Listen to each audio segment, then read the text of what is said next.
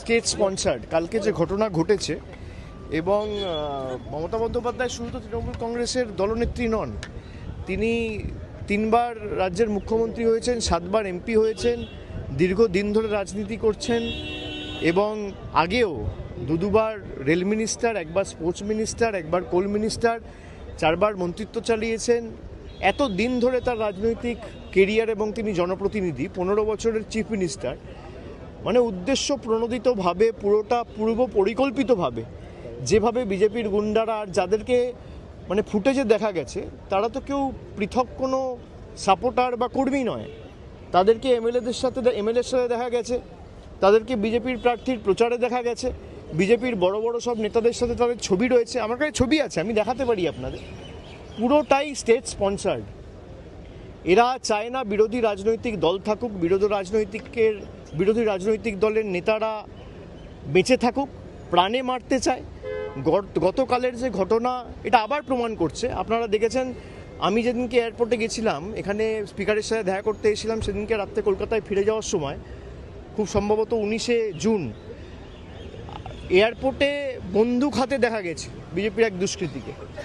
এখনও পুলিশ তাকে অ্যারেস্ট করেনি। তার সাথে শুভেন্দু অধিকারীর ছবি রয়েছে, যিনি বর্তমানে এখন বাংলার মুখ্যমন্ত্রী। যিনি বন্দুক হাতে এয়ারপোর্ট গেছিলেন তাকে পুলিশ এখনও পর্যন্ত গ্রেফতার করেনি, তার কারণ তাকে মদত দিয়েছে বাংলার মুখ্যমন্ত্রী শুভেন্দু অধিকারী।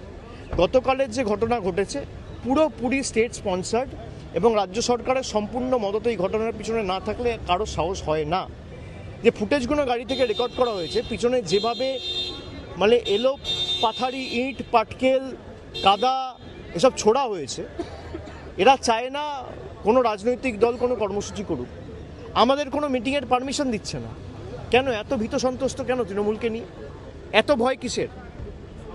দল ভাঙানির খেলা করেছেন, তৃণমূল কংগ্রেসের এমপিদের ভাঙিয়েছেন, এমএলএদের ভাঙিয়েছেন, আর এখন যারা বিরোধী দলের তকমা পেয়েছে তারা তো আমি দেখলাম না গত 2 মাসেও তকমা পাওয়ার পরেও বিজেপির কোনো রাজনৈতিক নেতার বিরুদ্ধে কোনো আক্রমণ, কোনো একটা সাংবাদিক বৈঠক করে আক্রমণ করে দুটো ন্যায্য প্রশ্ন বা দাবি, মানুষের দাবি নিয়ে সরবতি।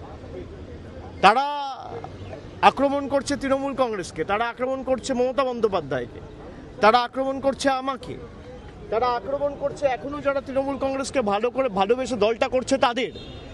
এই বিজেপি আর বিজেপির বি টিম মিলে বাংলাটাকে শেষ করেছে। আমার বিশ্বাস যে বাংলার মানুষ 3 মাসে এরা যা দেখিয়েছে, বাংলার মানুষ এদের ক্ষমা করবে না। অন্নপূর্ণার ভাণ্ডার নিয়ে প্রতিশ্রুতি দেওয়া সরকার ক্ষমতায় আসার পর অন্নপূর্ণা ভাণ্ডারের পর বুলডোজার চালিয়েছে।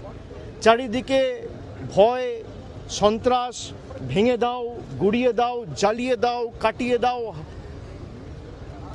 গুড়িয়ে দাও, এই রাজনীতি, ভয়ের রাজনীতি।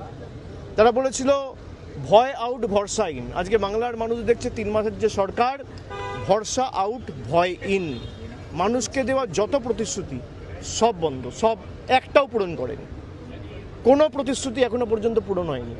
বলেছিল যুবশক্তি টাকা দেবো 1500 টাকা করে, 3000 টাকা করে, দিতে পারেননি। আমাদের সরকার দিয়েছিল বলার সঙ্গে সঙ্গে 1 মাসের মধ্যে।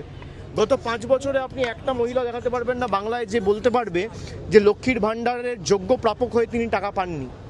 আজকে প্রায় खड़गपुर से bureau report PVTV news. Raniganj में इतने लग्जरी रूम, वो भी इतने कम प्राइस में। मैं बात कर रही हूँ रानीगंज के एनएसडी रोड में लोकेटेड होटल अतिथि इन के बारे में। यहाँ पे आपको फैमिली, फ्रेंड्स और कॉर्पोरेट के लिए रूम्स मिल जाएंगे, वो भी सिर्फ 1500 स्टार्टिंग प्राइस में। यहाँ पे आपको super deluxe room, Dulux room, regular room के साथ साथ प्योर वेज रेस्टोरेंट, जहाँ से आप अपने रूम तक टेस्टी फूड ऑर्डर्स कर सकते हैं। ये होटल हाइजीनिक और क्लीन होने के साथ साथ 27 हेल्पिंग फैसिलिटी भी देती है। High speed wifi, TV with fully AC interior, 24/7 room service, good ambience, clean cupboards, separate geyser facilities, clean washrooms, smoking area. अगर आपका भी प्लान है रानीगंज में स्टे करने के लिए तो आपके लिए ये एक अच्छा ऑप्शन हो सकता है। आप यहाँ पर रूम ऑनलाइन प्लेटफॉर्म मेक माई ट्रिप से भी बुक कर सकते हैं। अगर आप मेरी वीडियो दिखाते हैं तो आपको मिलेगा एक्स्ट्रा 20% ऑफ। अतिथि इन होटल आपको रानीगंज स्टेशन से 5 मिनट वॉकिंग डिस्टेंस पे मिल जाएगा। और इन्फॉर्मेशन के लिए आप इन्हें कॉल भी कर सकते हैं। Thank you for watching.